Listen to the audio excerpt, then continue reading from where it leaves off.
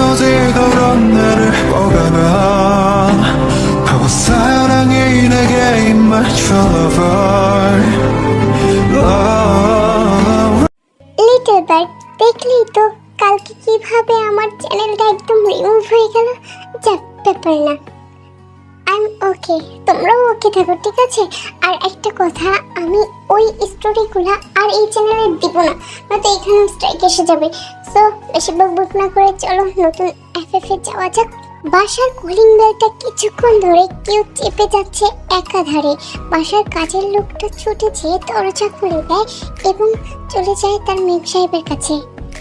Madam, আপনার লগে কে জানি দেখা করতে আইছে, কইতাছে যে জিনরে রাখেন, আপনারা নাকি চিনে ম্যাডাম। হ্যাঁ, নাম কাই কইলো, আপনি তাড়াতাড়ি এগিয়ে দেখেন তো বেটা কে। ও কাই, যা তুই ওর সামনে নাস্তা এনে দে, আমি আসছি, ও আমার ফ্রেন্ড হয়। তাই তো বিশ্বাস কর, আমার গ্রাজুয়েশন শেষ হওয়ার পর তোর খবর আমি অনেক নিয়েছি, কিন্তু এই শহরে তোকে পাইনি। তুই কোথায় চলে গিয়েছিলি, আর আজ হঠাৎ কোথা থেকে আসলি? অনেকদিন হলো তোর সাথে কথা হয় না আমার। তোর সাথেও আমি অনেকদিন যোগাযোগ করার চেষ্টা করেছি, কিন্তু যোগাযোগ করতে ব্যর্থ হয়েছি। আমি তোর কাছে ছুটে এসেছি আমার একটা বিপদের কারণে। তুই আমার জানিস তো ছেলে, তোর সাথে আমার কতদিন কথা হয়নি। তোর যে এরকম বিপদ আছে আমাকে বল, আমি সব বিপদ থেকে তোকে উদ্ধার করার চেষ্টা করব। আসলে আমাদের গ্র্যাজুয়েশন শেষ হওয়ার পর আমি বিজনেসের খাতিরে বাইরে চলে যাই, আর সেখানে একটা মেয়ের সাথে আমার পরিচয় হয়, তার সাথে বিয়েও হয়, আমাদের একটা মেয়েও হয়। মেয়ে হওয়ার সময় আমার ওয়াইফ মারা যাওয়ার পর আমি আরেকটা বিয়ে করি, কিন্তু আমার সেকেন্ড যে ওয়াইফ, ও আমার ছোট্ট মেয়েটাকে খুব বেশি অত্যাচার করে। এখন এই ভাবছি আমি ওকে তোর কাছে দিয়ে দিব। আমি বলছি কি, একটা অপরিচিত মেয়ে যদি এসে আমার বাসায় থাকে, তখন আমাদের তো ফ্যামিলির কোনো অসুবিধা হবে না, কিন্তু পাড়া প্রতিবেশীর তো খুব বেশি অসুবিধা হবে। তুই তোর মেয়ের একটা ছবি আমাকে দেখাতো। তারপর কাই তার মেয়ের একটা ছবি জিনকে দেখায়, আর জিনকে বলে তার মেয়ের নাম তেই। মাশাআল্লাহ, তুমি তো অনেক বেশি সুন্দর। বলছি কি, আমার ছেলে জঙ্কুককে তো তুই চিনিস, ও এখন পুলিশে জব করে। তুই যদি কিছু না মনে করিস, আমার ছেলের সাথে তোর মেয়ের বিয়ে দিবি। জিন, তোর মাথা কি ঠিক আছে? আমার মেয়ের মাত্র 13 বছর বয়স, তুই কিভাবে এটা বললি? জানিসই তো পাড়া প্রতিবেশীর কথা, আর থেকে ভালো হয় না তোর মেয়েটাকে আমার বাড়ির বউ করে আনি, আর তোর কোনো সমস্যা হবে না। তুই যখন ইচ্ছা তখন এসে দেখে যাবি, আর আমার বৌমাকে আমি কখনোই তোর বাসায় যেতে দেব না। রাজি আছিস কি? রাজি থাকলে বল। কিন্তু তোর ছেলে কি মানবে? তোদের বাড়ির সবার যদি কোনো আপত্তি না থাকে তাহলে আমিও রাজি। কেন কেউ মানবে না? এত সুন্দর মেয়ে, ভাবা যায় জিন, কি বলো? আমার তো আমার বৌমাকে খুব পছন্দ হয়েছে। হ্যাঁ গো আরেম, আমার অনেক পছন্দ হয়েছে। এখন জঙ্কুককে বোঝানোর দায়িত্ব তোমার। কাই তাদের বাসায় চলে যায়, আর জঙ্কুকের বড় বোন জিমিন আর তার দুলাভাইকে তাদের বাসায় নিয়ে আসা হয় জঙ্কুককে বোঝানোর জন্য। কিন্তু আম্মা জান, আপনার ছেলে কি মানবে? আমি কি মানাতে পারবো? তুমি কি একা মানাবে নাকি? আমি থাকবো, তোমার শ্বশুর থাকবে, জিমিন থাকবে, আমরা সবাই মিলে মানাবো।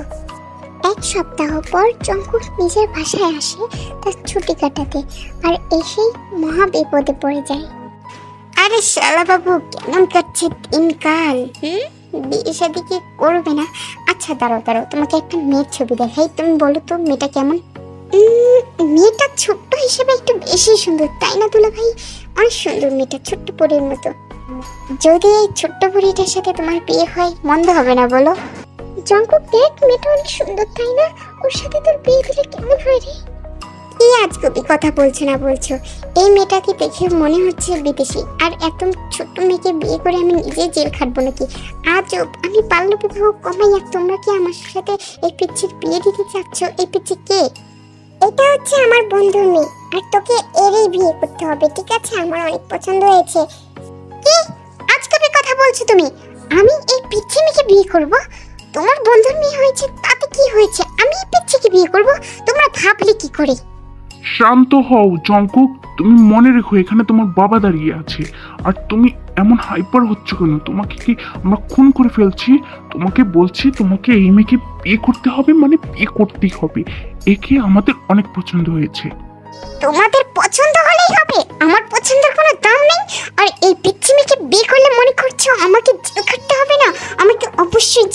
হবে। দেখো বাবা, শান্ত হও। মেয়েটা অনেক অত্যাচারিত হয় ওর সৎ মায়ের কাছে, তাই আমরা আমাদের কাছে এনে রাখছি। তুমি জাস্ট বিয়ে করবে। তোমাকে তো আমরা বলিনি যে ওকে নিয়ে তোমার ঘর সংসার করতে হবে। ওর যখন বয়স হবে তখন না হয় ঘর সংসার করো। বাহ বাহ বাহ, কি সুন্দর প্ল্যান করে রেখেছো, তাই না? আমার জীবনটাকে নষ্ট করার জন্য এই পিচ্চিকে বিয়ে করবো, তারপর তোমাদের সাথে থাকবে। তাহলে আমি বিয়ে করলাম কেন? তুমি জানো একটা অবিবাহিত ছেলে বিয়ে না করলে সে নিজেকে কন্ট্রোল করতে পারে, নিজেকে নিয়ন্ত্রণ করতে পারে, কিন্তু বিয়ের পর নিজেকে কন্ট্রোল বা নিয়ন্ত্রণ কিভাবে করবে? মা, তুমি কিভাবে বলছো? তোমাদের কাছে খুব সহজ মনে হচ্ছে, আমার কাছে এটা খুবই কঠিন। আমি এই মেয়েকে বিয়ে করবো না, করবো না, করবো না। আমি আর কিছু শুনতে চাই না। সামনের সপ্তাহে বিয়ে, এটাই ফাইনাল। পরের সপ্তাহে খুব নাটক করে তাদের বিয়েটা হয়, মানে খুব ধুমধামেই হয়, কিন্তু জঙ্কুক অনেক নাটক করেছে এই বিয়েটার মধ্যে। তারপর এখন সে তার রুমের দিকে যাচ্ছে। রুমের দরজা খুলেই দেখতে পায় বিছানার উপর একটা ছোট্ট পরী বসে আছে। জঙ্কুক যেই না রুমে ঢুকলো, মেয়েটা দৌড়ে এসে জঙ্কুককে সালাম করে যে ফট করে বিছানায় শুয়ে পড়ে। কারণ তার শাশুড়ি তো তাকে শিখিয়ে দিয়েছে যেন স্বামী আসলে তাকে সালাম করে তারপর ঘুমায়, তার আগে যেন না ঘুমায়। সেই অপেক্ষাই তো আমাদের তে পড়েছিল। তে এসে সালাম করে শুয়ে পড়ে, আর জঙ্কুকে হুট করে দরজা লাগিয়ে দিয়ে ওয়াশরুমে চলে যায়।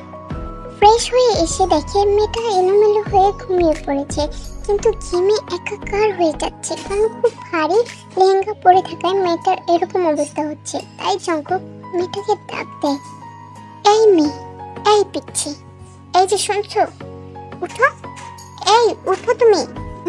তের তো কোনো নামগন্ধ নেই, নড়াচড়াও করছে না। জঙ্কুক এবার হাত বাড়িয়ে তের পিঠে ধরে তেকে ঝোঁকাতে থাকে। এমন করে ডাকছেন কেন? আমার ঘুম আসছে তো। উঠো বলছি, উঠো আর ফ্রেশ হয়ে আসো। এইভাবে এই ড্রেস পরে এখানে ঘুমানো যাবে না। যাও, তোমার ড্রেস পরে আসো। কিন্তু ভাইয়া, আমি তো এখানে জামা কাপড় নিয়ে আসি নাই, কিভাবে ফ্রেশ হবো? জঙ্কুক পরে গেল মহা বিপদে। এমনি কি বলে ড্রেস নিয়ে আসে নাই? পরে জঙ্কুক কিছু একটা ভেবে তার কাবার্ডের কাছে যায় এবং তার একটা লং টি শার্ট বের করে তের হাতে দেয় এবং এটা পরে আসতে বলে। তেও আর কোনো কথা বলে না, সেও চুপচাপ এই ড্রেসটা পরে আসে এবং জঙ্কুকের পাশে এসে টুপ করে শুয়ে পড়ে। জঙ্কুক এতক্ষণ ওই দিকে মুখ করে শুয়ে ছিল। তের উপস্থিতি পেয়ে সে তের দিকে মুখ করে শোয় আর তেকে প্রশ্ন করে, এই পিচ্ছি, তোমার নাম কি আর তুমি কোন ক্লাসে পড়ো? আমার নাম ইমতিয়াজ। বাবা আমাকে ভালোবেসে তে বলে ডাকে, আর আমি ক্লাস 9 এ পড়ি। ঠিক আছে, আমি কদিন পর তোমাকে স্কুলে ভর্তি করিয়ে দিব। ভালো করে পড়াশোনা করবে, আর আমাকে আর ভাইয়া বলে ডাকবা না। ভাইয়া কি, আমি তোমার স্বামী হই না? তুমি আমাকে তুমি করে বলবা, আর ভাইয়া বলবে না। ঠিক আছে বলে তে ঘুমিয়ে পড়ে। আর জঙ্কুক তো ঘুমাতে পারছে না, এত সুন্দর পিচ্ছি বউ পাশে, সে কি আর ঘুমাতে পারবে? তার কেমন কেমন লাগছে। আমার মা বাবা তো বুঝলো না, আমাকে পাঠার বলি বানিয়ে দিল। পরের দিন সকাল সকাল ঘুম ভাঙে, তে দৌড়ে যায় নিচে এবং গিয়ে দেখে বাড়ি ঘর খুব সুন্দর করে সাজানো হচ্ছে, আর সামনে জিম। কি হয়েছে তে, এভাবে দৌড়ে দৌড়ে কোথায় যাচ্ছিস? মামুনি, আমি তো তোমার কাছেই যাচ্ছিলাম। আর বাড়ি এত সুন্দর করে সাজানো হচ্ছে কেন? আরে মা, এই বিয়ে দেখে সব ভুলে গেছে। কালকে তোমার জঙ্কুকের সাথে বিয়ে হয়েছে না, আজকে তো বউ ভাত, তোমাকে সাজানো হবে, তুমি সাজবে না? হ্যাঁ সাজবো, চলো তো মামুনি, আমরা রান্না করি, নয়তো তুমি তো বকবে, তাই না? আরে পাগল মেয়ে, আমি তোকে কেন বকবো? তুই যা, রান্না করতে হবে না। আমাদের বাসায় অনেক কাজের মেয়ে আছে, ওরা রান্না করবে, আমি রান্না করবো, তোমার এত চিন্তা করতে হবে না, তুমি রুমে যাও। না মামুনি, তুমি একা কতদিন রান্না করবে বলো তো? তোমার তো বয়স হয়ে যাচ্ছে, চলো আমিও তোমাকে হেল্প করবো। জিমিন আর জিন হাসে। তারপর জিন আর তে রান্না করতে থাকে। বাসায় একে একে মেহমান আসা শুরু করে বিকালের দিকে। দেখে আজ অনেক সুন্দর করে সাজানো হয়েছে, একদম একটা গোলাপের মতো করে। দুলা ভাই, বউ তো আমার অনেক সুন্দর মাশাআল্লাহ, ওকে দেখলে আমি নিজেকে কন্ট্রোল করতে পারি না। কি করবো বলো তো? তোমাদের তো ভালো বড় বড় মেয়ে পেয়ে গেছো, আমার সময় দিচ্ছি, আমার কপালটাই খারাপ। ওকে দেখলে তো আমি নিজেকে কন্ট্রোল করতে পারি না দুলা ভাই। আরে শালা বাবু, কি আর করবা, ভাগ্য মেনে নিতে হবে। আর তোমার বউ তো মাশাআল্লাহ অনেক সুন্দর, একটু সময় দাও, বড় হইতে দাও। হ্যাঁ, এখন তো আহারে বল ভাই, তোমরাই তো ইচ্ছা করে আমাকে ছোট্ট বউ দিছো। আমি নিজেকে সামলাতে পারি না, আমি কি করে বসবো কে জানে। সুগা হাসে, সময় কেটে যায়, বউ ভাতের অনুষ্ঠানও শেষ হয়ে যায়। বউ ভাত অনুষ্ঠান শেষে জঙ্কুক তার মা বাবাকে উদ্দেশ্য করে বলে, মা জানো, তে না আমার সাথে ঘুমাতে আনকমফোর্টেবল ফিল করে, কারণ কালকেও আমার সাথে ঘুমাতে চাই নাই। আর জিমিন আপু, তুমি যেই কদিন আমাদের বাসায় আছো, তুমি না তের সাথে থাকো, আর দুলাভাই না হয় আমার সাথে থাকবে। দিল রে দিল, আমার ঘুমের 12টা বাঁচাই দিল রে। আমার জিমিন শিকার ছাড়া তো আমি একদম ঘুমাইতে পারি না। আচ্ছা তাহলে ঠিক আছে, যেহেতু তে আনকমফোর্টেবল ফিল করে, তাহলে এই কয়দিন জিমিনের সাথে থাকলে ভালো করে চিনবে জানবে, তাহলে ঠিক হয়ে যাবে। ঠিক আছে, জিমিনের সাথেই থাকবে তে। জঙ্কুক মনে মনে অনেক খুশি হয় সুগার উপর, কারণ সে সুগার সাথে এটা প্রতিশোধ নিল। আর সুগা মনে মনে বিড়বিড়িয়ে জঙ্কুকের চোদ্দগোষ্ঠী একদম উদ্ধার করে ফেলতেছে। এইভাবেই দেখতে দেখতে 10টা দিন পার হয়ে যায়। বৌভাতের পরের দিন জঙ্কুক থেকে স্কুলে ভর্তি করিয়ে দেয় আর নিজের ডিউটিতে জয়েন করে। তার খুব ভালো বন্ধু ইউনো অ্যান্ড লিসা ওদের সব ঘটনা খুলে বলে তার বিয়ে সম্পর্কে। তারা তো খুব এনজয় করে এই ব্যাপারটা নিয়ে, কিন্তু যখন শুনতে পারে যে বিয়ের সাথে এখনো সে কিছুই করেনি, তখন তাদের মাথায় একটা দুষ্ট বুদ্ধি চলে যায়। নামজিন কোনো এক কাজে তাদের গ্রামে বেড়াতে যায়। কাল ইউমিন চলে যাবে, তাই তারা আজকে তাড়াতাড়ি করে একসাথেই শুয়ে পড়েছে। আর তে নিজের রুমে একা শুয়ে আছে। ইউনো আর লিসা প্ল্যান করে জঙ্কুককে ড্রিঙ্ক করায় এবং তাদের বাসায় পাঠিয়ে দেয়। জঙ্কুক নিজের রুমে যায় এবং যে দেখতে পারে তে এলোমেলো হয়ে শুয়ে আছে। জঙ্কুক দৌড়ে যায় এর কাছে এবং ঘুমন্ত অবস্থায় তের সবগুলো বস্ত্র একটানে খুলে ছুঁড়ে ফেলে ফ্লোরে। কি করছেন কে এসব? আমি সব কিছু আপনি দেখে ফেলছেন কেন? আমার জামা কোথায়? আমাকে এভাবে এমন করেছেন কেন? প্লিজ, কি হচ্ছে কি? আপনি চলে যান এখান থেকে। দূরে চলে যাওয়ার জন্য কি বিয়ে করেছি? বিয়ে করে কি পুজো করার জন্য বউ রেখেছি ঘরে? আমি এখন যা করবো চুপচাপ মেনে নিবে, নয়তো থাপ্পড় মেরে গাল ফাটিয়ে দিব। তে এখন জঙ্কুকের সামনে পুরোপুরি উন্মুক্ত। তে শরীরে একটা বস্ত্রও নেই। তে নিজেকে আড়াল করার খুব চেষ্টা লাগিয়ে দিয়েছে, কিন্তু জঙ্কুক তের দু হাত মেলে দিয়ে তের ঠোঁটে আক্রমণ করে দেয়। কিছুক্ষণ তের ঠোঁটে গভীরভাবে চুম খাওয়ার পর তে নেমে যায় গলায় নেমে নাক ডুবিয়ে দেয় তের চুলে আর ঘন ঘন নিঃশ্বাস নিতে থাকে। চুল থেকে মুখ নামিয়ে নেয় গলায় নাক ডুবিয়ে দিয়ে ঘন ঘন কয়েকটা নিঃশ্বাস ছাড়ে তের গলায়। তারপর চিপ বের করে তের গলাটা লিক করে দিতে থাকে। তারপর নেমে আসে তের বুকের কাছে। এতে তে খুব ছোট, তার মাত্র 1 বছর বয়স, এখনো তেমন কিছুই হয়নি, কিন্তু জঙ্কুক তাও চিপ বের করে সে করতে থাকে। প্লিজ এগুলো করবেন না, আপনি এসব কি করছেন? আমার তো এসব ভালো লাগছে না। প্লিজ, আমাকে তো আন্টি বলেনি এসব করতে। আপনি এসব কি করছেন আমার সাথে? আমার লাগছে, প্লিজ। জঙ্কুক তের কথাগুলো কানেই নিচ্ছে না। সে উল্টো তের মুখ চেপে ধরে তের পুরো শরীরে তার ঠোঁট ছুঁয়ে দিতে থাকে। একটু একটু করে তের নাভির কাছে মুখ নিয়ে আসে এবং তের নিচের পাটে সরাসরি ভাবে অ্যাটাক করে দেয়। আর তে কুমড়ে ওঠে। এসব কি করছেন জঙ্কুক ভাইয়া? আমার ভালো লাগছে না। এসব কি করছেন কি? আপনি মুখ তুলে নিন না। এসব কি করছেন কি জঙ্কুক ভাইয়া? প্লিজ, তোমাকে আমি চুপ করতে বলেছি না? চুপ করো। জঙ্কুক এইসব বলে তের মাঝে আবারও নিজেকে ব্যস্ত করে ফেলে। না, জঙ্কুক আর নিজেকে ধরে রাখতে পারছে না। সে এমনিতেই নিজের নিয়ন্ত্রণে নেই, তার উপর আবার তেরকে এভাবে অত্যাচার। তার তো আর নিজেকে সামলে রাখার কোনো ক্ষমতাই নেই।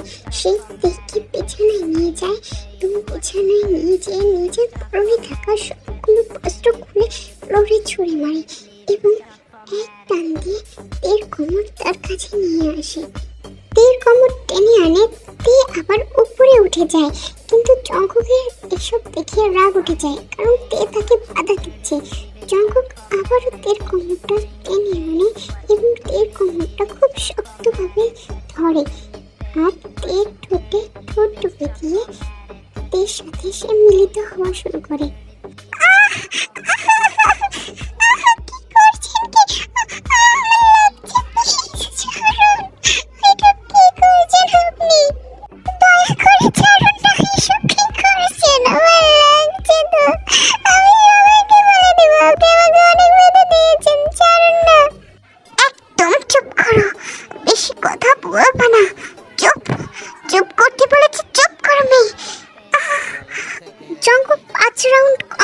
করে তারপর তের পাশে শুয়ে পড়ে একদম নিস্তেজ হয়ে গেছে, কিন্তু তে তো আর ঘুমাতে পারছে না। সে ভাবছে তার সাথে এসব কি হলো, কি করলো এইসব, আর তার শরীরে প্রচন্ড ব্যথা, সে নড়তেও পারছে না।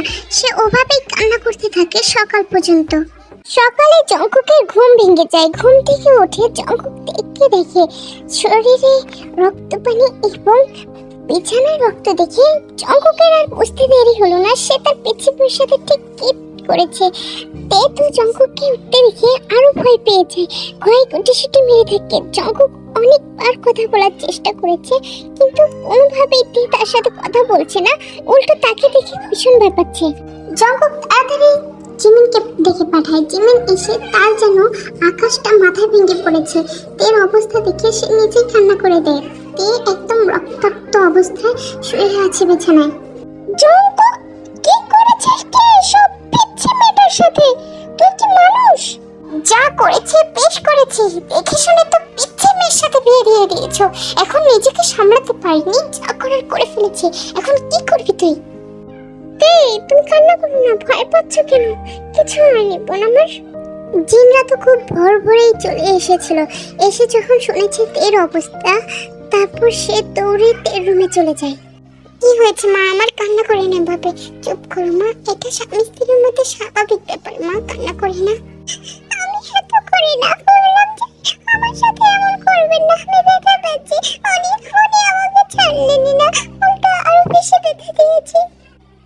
মামনি, আমি তোমার সাথে আজ থেকে থাকবো, আমি এই ওসব বোঝা লোকের সাথে একদমই থাকবো না, আমি তোমার সাথে থাকবো। জঙ্কুক, তোমার বোঝা উচিত ছিল, মেয়েটা অনেক ছোট, ওকে একটু বুঝিয়ে নিতে, তা না করে জোর জবরদস্তি করেছো। বোঝা তো তোমাদের মতো মহিলাদের উচিত, যারা কিনা নিজের বাচ্চাদের, ছোট্ট ছোট্ট বাচ্চাদের সাথে বিয়ে করিয়ে দেয়। আমি বলেছিলাম না ও অনেক ছোট, আমি নিজেকে সামলাতে পারবো না, এখন সব তো আমার ঘাড়ে দেওয়া হচ্ছে, তাই না? আমি নিজেকে সামলাতে পারিনি, তো যা করার করে ফেলেছি, এখন আমি আর কিছু জানি না, আমি গেলাম। সেদিনের পর থেকে 10টা দিন কেটে যায়। তার মধ্যে তার দাদি রোজ চলে এসেছে। জঙ্কুকের দাদি রোজ এসে সে খেয়াল করছে যে জঙ্কুকের বউ একদিনও জঙ্কুকের রুমে থাকে না, সে আলাদা থাকে, আর জঙ্কুককে দেখলেই পালিয়ে পালিয়ে বেড়ায়। সে এটা খেয়াল করে জিনের দ্বারা তেকে ডাকিয়ে পাঠায় তার কাছে। কি হয়েছে বোন, তুমি জঙ্কুককে দেখলে এভাবে লুকিয়ে লুকিয়ে কেন বেরো? কোনো সমস্যা? আসলে দাদি, উনি না আমাকে খুব ব্যথা দিয়েছে, যার কারণে ওনার সাথে যাই, ঘুমাই না। দেখো বোন, তোমাকে আমি একটা কথা বলি, এটা প্রত্যেকটা স্বামী স্ত্রীর মধ্যে হয়ে থাকে, আর প্রথমবার বিধায় তুমি ব্যথা পেয়েছো, সবসময় তো আর ব্যথা পাবে না। আর স্বামী স্ত্রীর ভালোবাসা এইটার মাধ্যমেই পারে। তুমি যদি দেখো, তুমি যদি তোমার স্বামীকে এভাবে না আদর করো, তাহলে তোমার স্বামী তো অন্য কাউকে ভালোবাসবে, তখন তোমার কি হবে বলো তো? আমাদের স্বামীও তো আমাদের এভাবে ব্যথা দিয়েছে, আমরা তো যাইনি তাদের ছেড়ে। কিন্তু দাদি, উনি তো আমাকে ব্যথা দেয়। দেখো, তোমাকে তো বললাম এটা সাময়িক ব্যথা, এটা তো সবসময় স্থায়ী থাকবে না, তুমি আস্তে আস্তে মানিয়ে নিতে পারবে, ঠিক আছে? তুমি আজকে জাঙ্কু দাদুভাইয়ের সাথে থাকবে, ওকে? তেকে খুব ভালোভাবে বোঝানো হয়। তে রাত্রবেলা জঙ্কুকের রুমে যায়, গিয়ে দেখতে পারে জঙ্কুক অন্যদিকে মুখ করে শুয়ে আছে। জঙ্কুক নিজের পাশে অন্য কাউকে উপস্থিত পেয়ে সে পেছন ঘুরে তাকায় এবং তাকিয়ে দেখতে পায় তেকে দেখে সে আবার আগের ন্যায় হয়ে শুয়ে পড়ে। তে বলতে থাকে, দেখুন না, আমি আপনাকে ভীষণ ভালোবাসি, আপনি আমাকে ছেড়ে যাবেন না প্লিজ, আমি আপনাকে ভীষণ ভালোবাসি। ভালোবাসি জঙ্কুক, আমি আপনাকে ভালোবাসি, আপনি আমাকে ছেড়ে চলে যাবেন, কষ্ট হবে না? জঙ্কুক ওঠে এবং একে জড়িয়ে ধরে হু হু করে কেঁদে দেয়। আমি বুঝতে পারিনি তুমি ব্যথা পাবে, আমি সেদিন নিজের হোশে ছিলাম না। আমি সরি, তোমাকে আর কোনোদিনও ব্যথা দেব না। তোমার খুব ব্যথা লেগেছিল সেদিন না শোনা, আমি সরি তো। নিজের পরনে থাকা কামিজটা খুলে ফেলে এবং জঙ্কুকের হাত তার বুকে এনে রাখে। কি করছো কিত্তে? তোমার মাথা ঠিক আছে? হ্যাঁ, আমি ঠিক আছি। আমি ব্যথা পেতে চাই, কিন্তু একটু আস্তে ব্যথা দেবে, ঠিক আছে? তারপরে তারা কি করলো আমি জানি না। লাইক কমেন্ট করো তোমরা।